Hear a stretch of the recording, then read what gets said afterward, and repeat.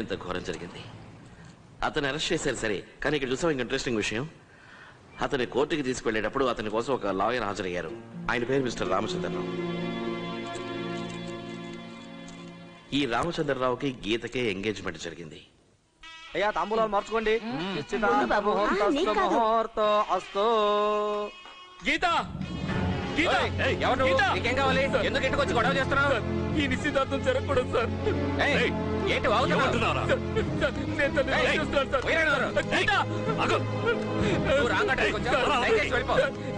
టీవీలో ఎన్నిసార్లు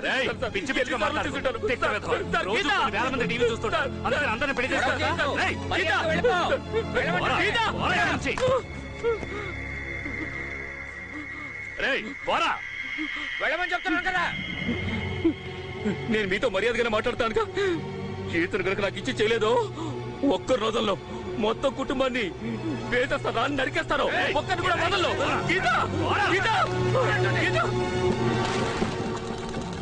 తనకి దక్కలేదని ఒకే ఒక కారణంగా గీత ఎంగేజ్మెంట్ నాడే తను ఆత్మహత్య చేసుకున్నాడు. వీడెవడో సరైన క్రాక్ లాగా ఉన్నాడు రా. గీత లేకపోతే సంగీత దీనికోసం సూసైడ్ చేసుకుంటారా ఏంటి? ఈ హత్యలన్నిటికీ కారణము ఆత్మహత్య చేసుకున్నటువంటి ఆ యువకుడి ఆత్మేనని చుట్టుపక్కల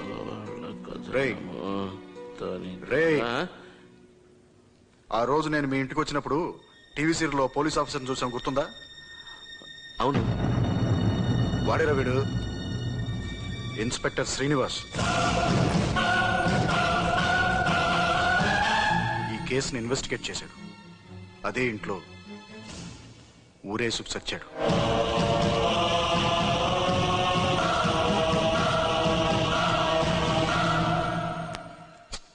శివ, ఏమీ అర్థం అవట్లేదు. నాకు మాత్రం క్లియర్గా అర్థమైంది. వీళ్ళందరిలోకి ప్రాణాలతో ఉన్నది ఒక్కరే, ఆ లాయర్ రామచంద్రరావు. మనం వెళ్ళి ఆయన కలిసామనుకో, ఎగ్జాక్ట్ గా ఏం జరిగిందో మనకు తెలుస్తుంది. ఏమంటావ్? I think you're right. ఆ లాయర్ని కనిపెట్టే బాధ్యత నాది. పద.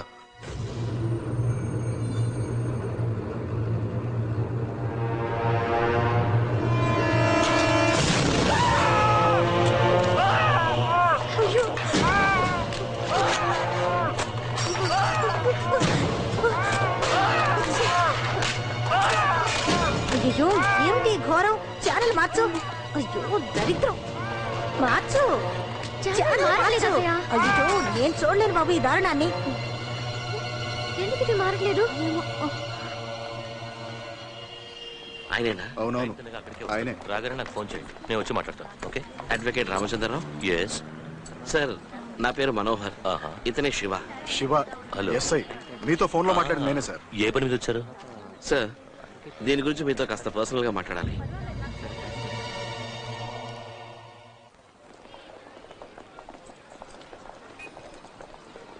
చెప్పండి, మీరు ఆ కేసు గురించి ఏం తెలుసుకోవాలి? శంకరం ఎందుకు సార్ తన సొంత కుటుంబాన్నే చంపేశాడు? కేవలం టీవీ చూడనివ్వలేదనే కారణం వల్ల అలాగా? లేదు, శంకరం ఈ హత్య చేసే అవకాశమే లేదు. నాకు ఆ కుటుంబం ఎన్నో ఏళ్లుగా తెలుసు. గీత అంటే అతనికి ప్రాణం సార్.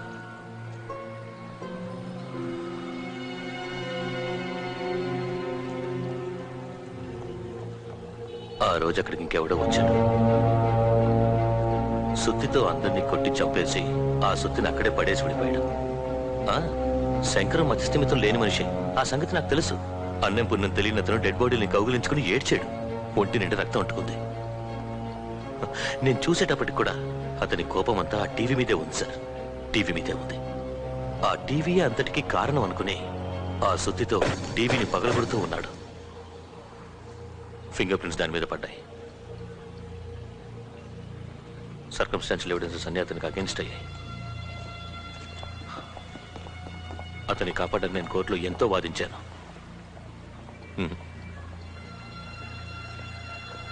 కేసు ఓడిపోయాను. I lost it. శంకరం ఇప్పుడు ఎక్కడ ఉన్నాడు? గవర్నమెంట్ మెంటల్ హెల్త్ కేర్ హాస్పిటల్లో ఉన్నాడు. అవును, అడ్వకేట్ రామచంద్రరావు గారు మీ గురించి చెప్పారు. థ్యాంక్స్. శంకరం ఇక్కడే ఉంటున్నాడా? చాలా సంవత్సరాలుగా, కానీ ఈ మధ్యనే సింగిల్ సెల్లో ఉంచుతున్నాం. For 30 years he's been a model patient. మా చికిత్సలో భాగంగా పేషెంట్కు రోజు 1 గంట సేపు టీవీ చూపిస్తాం.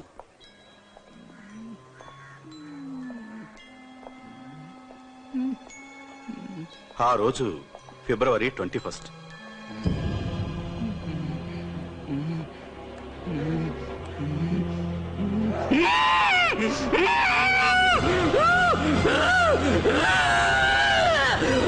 ఏమైందో తెలీదు, టీవీ చూస్తూ సడన్ గా వైలెంట్ అయ్యాడు. ఇస్ ఇట్ నార్మల్ టీవీ చూసేటప్పుడు ఇలాంటి వైలెంట్ బిహేవియర్? Very strange. అతను ఏం చూస్తుంటాడనేది మేము ఎంత ట్రై చేసినా కనిపెట్టలేకపోయాం. ఆ తర్వాత సెల్ఫ్ ఇన్ఫ్లెక్టెడ్ వూండ్స్, అంటే తనని తానే గాయపరుచుకోవటం, ఆ రక్తంతో గోడ మీద అడ్డదిడ్డంగా గీతలు గీయటం చేస్తున్నాడు. ఎందుకు ఇలా చేస్తున్నాడు, ఏం చెప్పదలుచుకున్నాడో మాకు అర్థం కావటం లేదు. శంకరాన్ని ఇప్పుడు మేము చూడొచ్చా? చూడొచ్చు.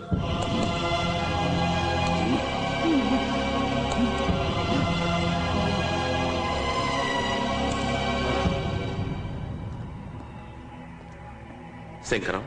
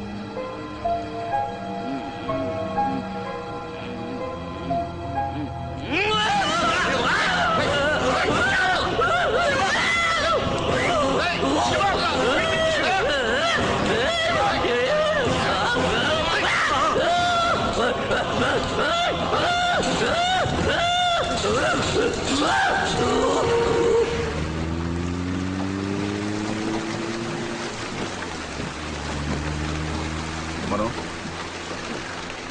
are you okay? Yeah.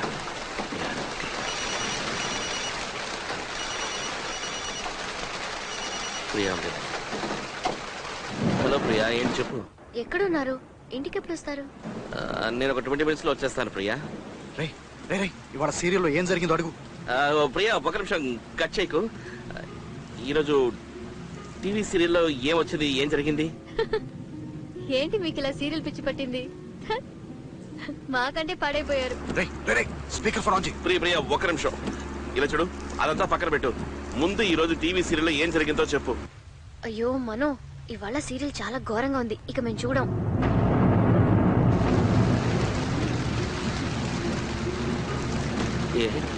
ఏమైంది? ఎవడో ఒకడు ఒక సుత్తి తీసుకుని గాయత్రి ఇంట్లోకి దూరాడు. ఒక్కొక్క రూమ్ కి వెళ్లి దాంతోనే అందరినీ కొట్టి చంపేశాడు.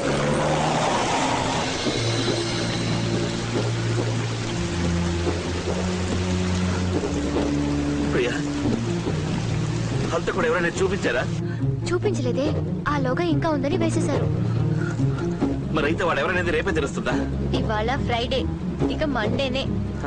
సరే ప్రియా, అన్నయ్య ఇంట్లోనే ఉన్నాడా? స్నానం చేస్తున్నారు. సరే, నేను చెప్పేది శ్రద్ధగా విను. ప్రియా, ఇంట్లో ఉన్న తలుపులు కిటికీలు అన్ని జాగ్రత్తగా లాక్ చేసుకో. ఎవరు వచ్చినా, ఏం చెప్పినా, ఏం జరిగినా సరే దయచేసి తలుపులు మాత్రం తెరవకు. నేను చెప్పింది అర్థమైందా? This is very very important. నేను ఇంటికి వచ్చినప్పుడు 3 సార్లు కాలింగ్ బెల్ కొడతాను, అప్పుడు మాత్రం తలుపు తెరవు చాలు. అర్థమైందా? నేను చెప్పింది అర్థమైందా ప్రియా? ఏంటి సడన్ గా ఏదేదో అంటున్నారు? నన్ను భయపెడుతున్నారా? ప్రియా, ప్రశ్నలు వేయొద్దు దయచేసి, నేను చెప్పింది చెయ్యి. అర్థమైందా? అలెక్స్, సరే.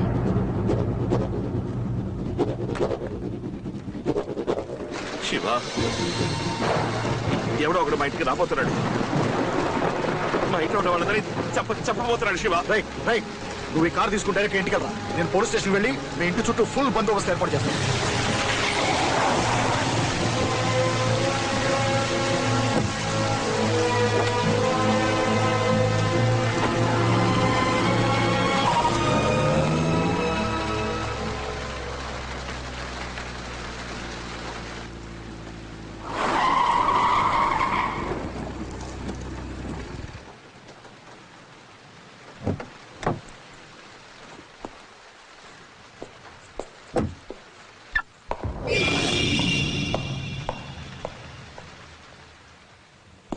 ఎవరు?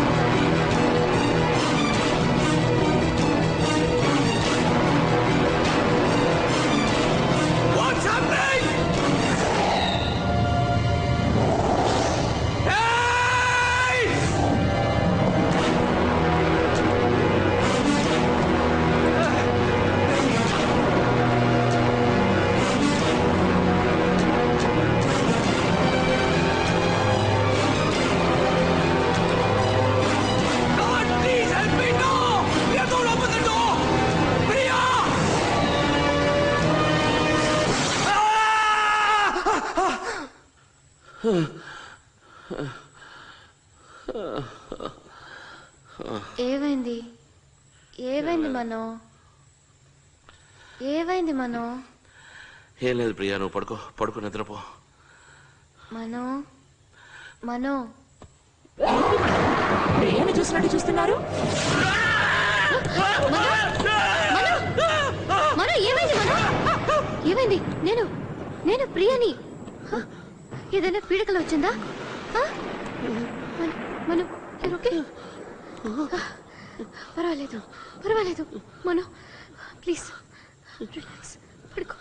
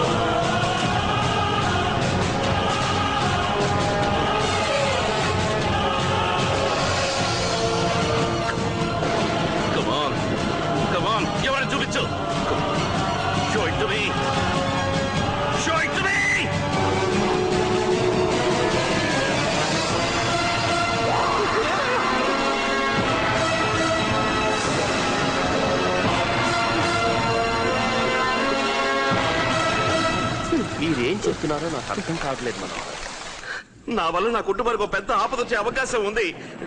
లేదు, నేను కన్ఫర్మ్ గానే చెప్తాను. నేనున్న మానసిక పరిస్థితుల్లో నా చేతులే నా కుటుంబంలో వాళ్ళని చంపేస్తాను. అర్థమైందని చెప్పింది. ఏమిటి మీరు ఇంత ఫులిష్ గా మాట్లాడుతున్నారు? ఇప్పుడు నేనేం చెయ్యాలి? అడ్డమైన కళలన్నీ వస్తున్నాయి. రాత్రిళ్ళు వస్తున్నాయి, పగటి కూడా వస్తున్నాయి. వేటి నమ్మాలో వేటి నమ్మకూడదు నాకేం అర్థం కావట్లేదు. ఏది నిజమో ఏది అబద్ధం. కానీ ఒకటి ఇందులో తప్పించుకోవడానికి 2 మార్గాలు ఉన్నాయి. ఒకటి, నన్ను ఎక్కడికైనా తీసుకెళ్లి బంధించేయండి, నేను ఎక్కడికి తప్పించుకోకూడదు. రెండోది, నన్ను చంపేసేయండి. Don't be emotional. లేదు, నేను ఎమోషనల్ గా మాట్లాడలేదు, నేను ప్రాక్టికల్ గా మాట్లాడుతున్నాను. నన్ను చంపేయండి. ఎందుకంటే నా వల్ల నా కుటుంబానికి ఏదైనా జరిగితే నేను ఖచ్చితంగా ప్రాణంతో ఉండడం దర్ ఇస్ నో పాయింట్. అందుకని వాళ్ళు ఏదైనా చేయాలంటే నన్ను చంపేసేయండి. దయచేసి నన్ను మనోహర్, చంపేయండి. ఏమిటి పిచ్చివాళ్ళగా? Save me, kill me. First calm down. No, you calm down. You calm down. ఏదో చెప్పు శివ. నువ్వు ఉండరా, నేను మాట్లాడతాను. డాక్టర్, నాకు ఒక ఐడియా వచ్చి డాక్టర్, వీడిని ఇక్కడే ఉంచుతాం. వీడి ఫ్యామిలీని మాత్రం వీడికి తెలియకుండా ఏదైనా ఫ్లైట్ ఇచ్చి దూరంగా పంపించేద్దాం. ఒకవేళ వీడి ఇక్కడ నుంచి ఎస్కేప్ అయినా వాడి ఫ్యామిలీని ఏమీ చేయలేడు, వాళ్ళు సేఫ్ గా ఉంటారు. ఏమంటారు? What a thought, Shiva. ఈ ఐడియా బాగుంది శివ. ఈ ఐడియా చాలా బాగుంది. It's brilliant idea. సార్ నా ఫ్యామిలీలో ఉన్న వాళ్ళందరికీ ఫ్లైట్ టికెట్స్ కొని వాళ్ళని దూరంగా ఎక్కడికైనా పంపించండి. ఎక్కడికైనా నాతో చెప్పకండి. మనోహర్, ఈ టైంలో నేను ఎక్కడికి వెళ్ళను? టికెట్స్ ఎక్కడ బుక్ చేయాలి? ఇంటర్నెట్ ఇంట్లో ఇంటర్నెట్ కనెక్షన్, ప్రింటర్ ఉన్నాయా? ఉన్నాయి. సార్ ఇంటర్నెట్ ఓపెన్ చేయండి, టికెట్స్ బుక్ చేయండి, ప్రింట్ అవుట్ తీయండి, డైరెక్ట్ గా మా ఇంటికి వెళ్ళండి. వాళ్ళు ఎక్కడికైనా దూరంగా పంపించండి. ఎక్కడికైనా మాత్రం నాతో చెప్పకండి, వీటితో నువ్వు చెప్పకండి. ఒకవేళ మా ఇంట్లో వాళ్ళు మిమ్మల్ని ఏదైనా అడిగితే నేను వచ్చి ఎక్స్ప్లెయిన్ చేస్తానని చెప్పండి. ప్రియా, అదే ఐఎమ్ సో సారీ సార్. నాకు ప్రియని ఫోన్ చేయమనండి, నేను డీటెయిల్ గా అన్ని తనతో చెప్తాను. కానీ ఇప్పుడు మనకు అంత టైం లేదు. So we have to act fast. Doctor, come on, let's move doctor. Please Shiva, నా త్వరగా రా. శివ ఇలా చూడు, డాక్టర్ వెళ్ళిన తర్వాత నన్ను రూమ్ లో పెట్టి కిటికీలు తలుపులు అన్ని లాక్ చేసి పారేసాయి. నేను ఎంత అరిచినా ఏమన్నా సరే, లోపల నేను చచ్చిపోయినా సరే, దయచేసి రేపు ఉదయం వరకు నన్ను బయటికి వదలద్దు. రిలాక్స్ అవరా, టెన్షన్ అవ్వద్దు, అంతా సర్దుకుంటాను.